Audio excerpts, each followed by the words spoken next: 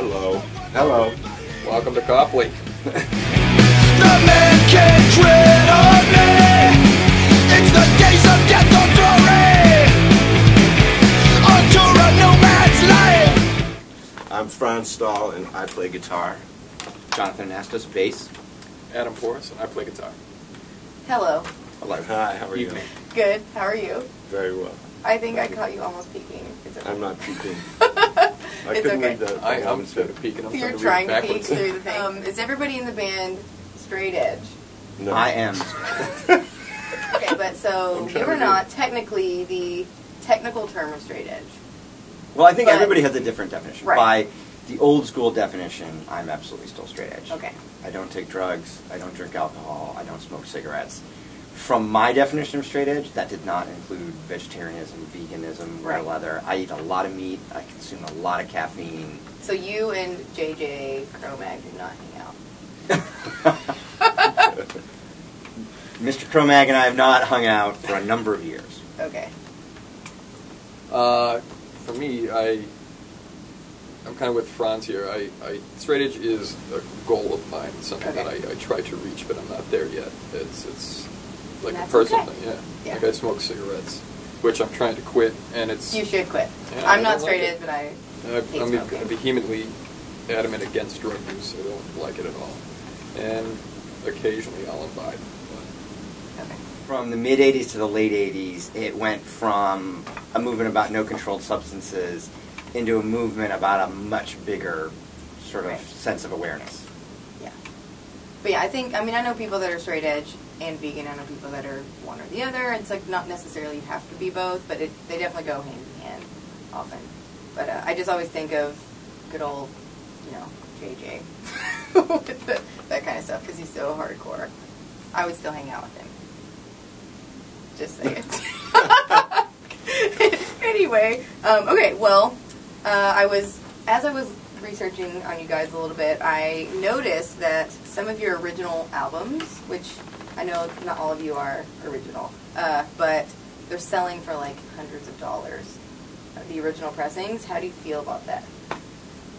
I mean, I'm obviously really honored that there's a fan base that values that stuff enough as a cultural memory or a musical memory to sort of pay that much for it.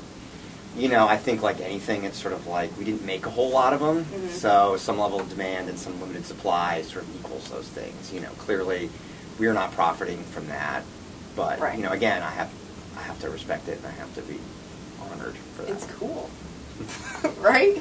I'm not sure it's very cool. cool. I'm not sure it's cool, but it's certainly not anything I would have Right. ever have expected. Right.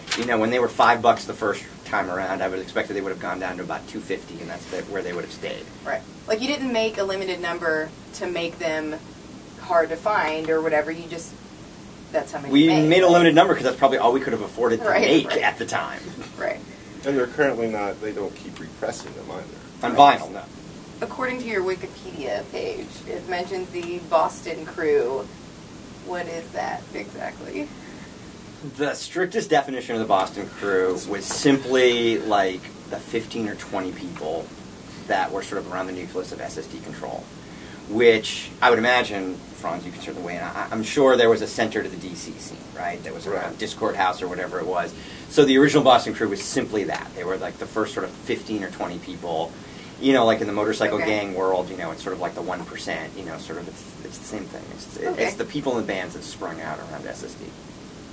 I know. Random question, but Adam, what does the GTR in your Twitter stand for? Guitar. Oh, really? That's not as interesting as I was hoping.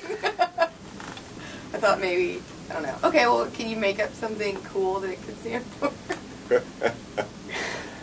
The Godzilla Tyrannosaurus Rex. Exactly.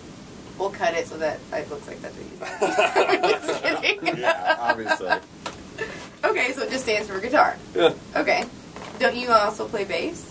I do. But you like guitar better? It Guitar won the was... Twitter battle. My guitar teacher once told me that you're not a musician until you can say more with your instrument than you can with your voice. It's a good teacher. There you go. And that teacher's stoked right now. Are they alive? Are they old? Yeah. They're good? Okay. Good. Congratulations. my guitar teacher was insane, and he would make me want to practice all the time. And not just because like I wanted to be a better musician, but because if I saw him outside of school, I would get really scared that he would yell at me. And there was this one week that I shedded this song. It was a classical, I think it was a violin sonata or something like that I I don't know worked. what that means. It's like I thought we were nerdy. talking about punk rock here. Yeah. I'm going. I'm talking about my story. Go.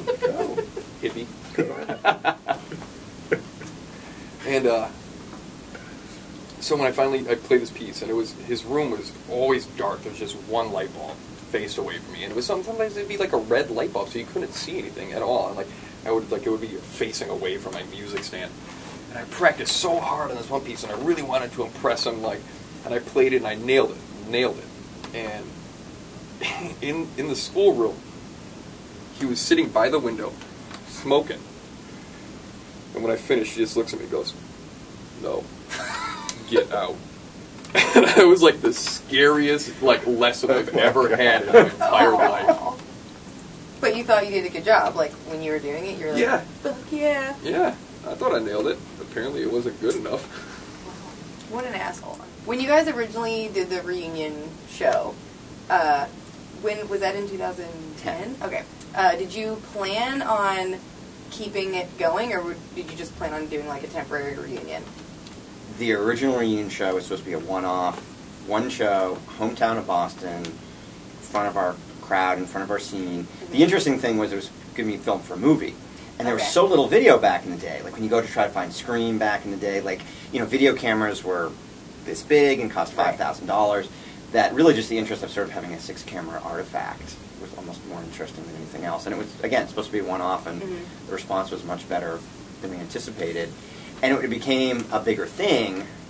It was really clear we needed people who were sort of up for the job, and that's where Franz and Adam came in. Dun, dun, dun. And there they are. But we didn't have anything to do with the reunion, though. No, but after that, when it's playing garage rock, decided we're playing to the keep Super Bowl going. of Hardcore, we're playing Sound and Fury. Awesome. This year? Last year. Or you did? Okay. Yeah. Cool. I didn't Awesome. sit, sorry. It was a great show. That was It was fun. sad. It was good. Are you going to play this year, maybe? They have not announced yet. Fingers crossed. Fingers crossed. From what I know, some of you seem to have pretty solid careers outside of music. Do you think you'll ever do the band thing just full time? I mean, those of you that have I don't know what everyone does exactly, but I actually think I'd love to hear about you guys kind of saying whether you would like to do music full time again or not. It's a sort of answer, you scream, you get DYS, whether. Well, of course, I'd love to do music 24/7. yeah. But I think regarding the current band and my other band, I mean, we're just not really a band that's current, so to speak. Right. And there's no way that we're going to go out and try and compete with younger acts. I think the best thing that we have is, the legacy of the band and these wonderful opportunities to go out and play, and still play and record and keep putting stuff out. I mean, I don't think it's a matter of if you want to work or you just want to do your band. I mean, we're all musicians. We've been musicians all our life, and I would probably kill myself if I wasn't doing music anymore. So in whatever Thank God. in whatever way, we're always going to be doing music, I think, in one form or another. Right. And I think the interesting thing is the whole music business has changed so much. Yeah. I don't think it's very viable for almost any musician to go out and say this is going to be my full-time gig. I mean, if you look at what Franz does with Scream and DYS and a job, or Adam who's done other things. What was that rapper you played with? I played for Wax, who was on Def Jam. Or you look at people who go do a Madball tour and a Hazen Street tour, or a Slapshot tour, and then a Blood for Blood tour. That's sort of the reality of guitar-based music today. People I know who are doing it full-time are in 2 bands, 3 bands, 4 bands. Yeah, but there's still still an element of 20-something-year-olds that all live in a band house or whatever, wherever they live. That's all they do is they're one band. They get in a van and that's all they do. Yeah. And they're like, what do you mean what career? This is my career, whether I'm making it or not. And they do that to a point of. And that's what I did for a little bit, but now I'm getting at the point where it sucks because you become an adult. And it really sucks. Music has been my passion since I was 13 years old. I knew that I wanted to do music full time. Like, it has been my dream since I was bar mitzvahed, and then the next week I bought this belt, which I've worn every day since then. Oh, wow. And 2 weeks later I got my first guitar. And since then I've wanted to do music full time, but it gets to the point where... You had that belt. That's crazy. Yeah. And this wallet too. I love to do DYS full time. Like, it's a positive influence on the world, and that's what I want to create with music.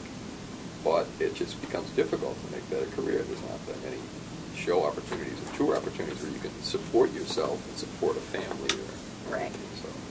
That is true. Reality hits hard, kids.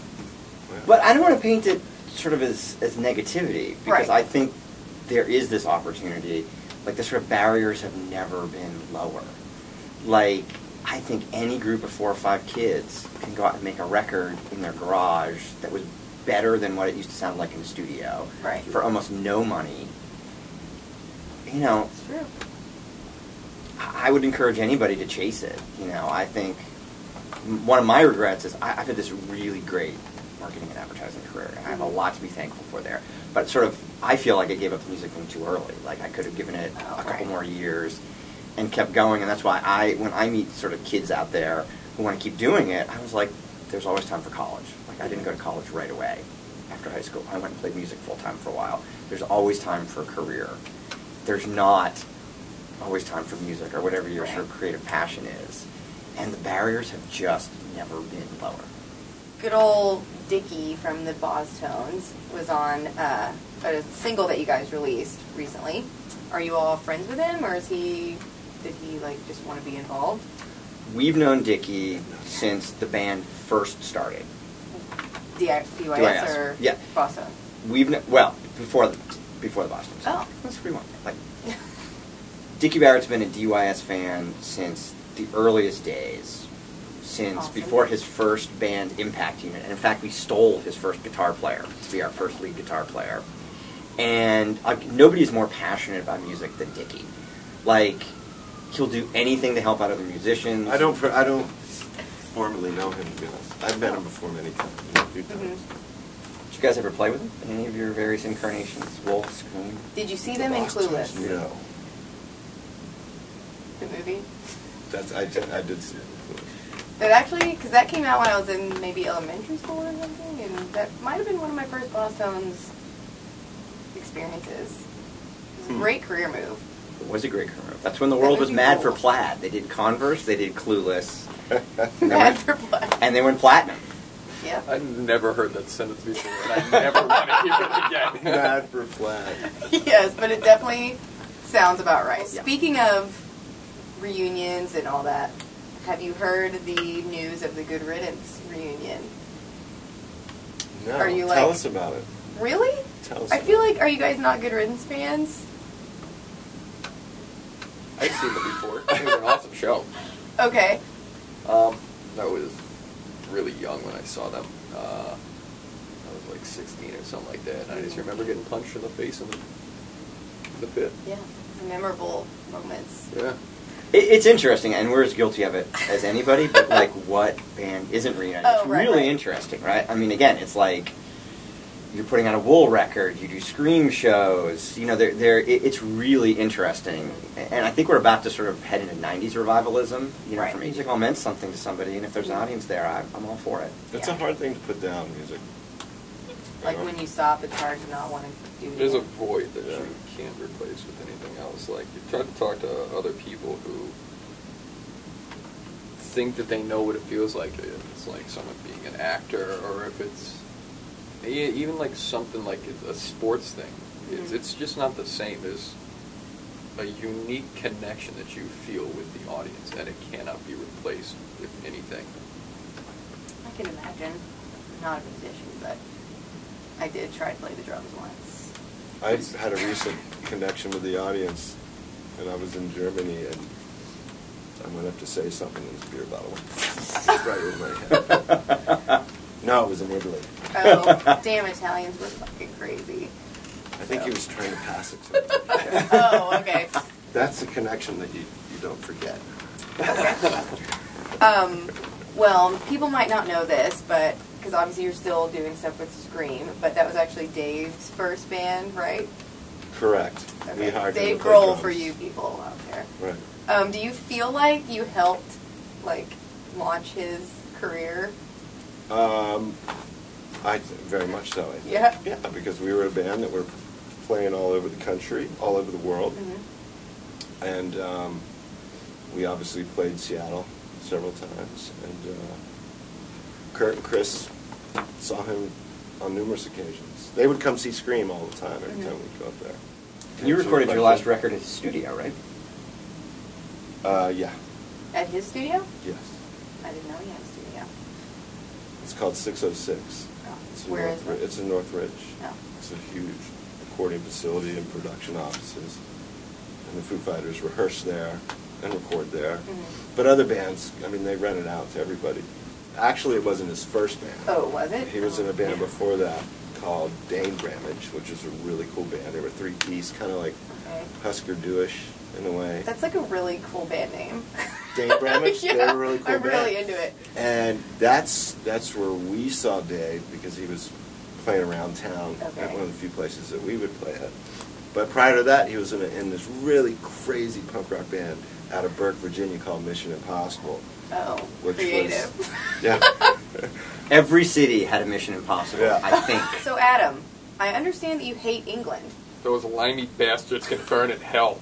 Well. Fuck England. I guess. Why do you hate I guess England? DYS is not Why? going on tour. What anytime soon. happened? It was with my old band, Far From Finished, and you need work permits to play the UK. And, Really? Yeah. Didn't know that.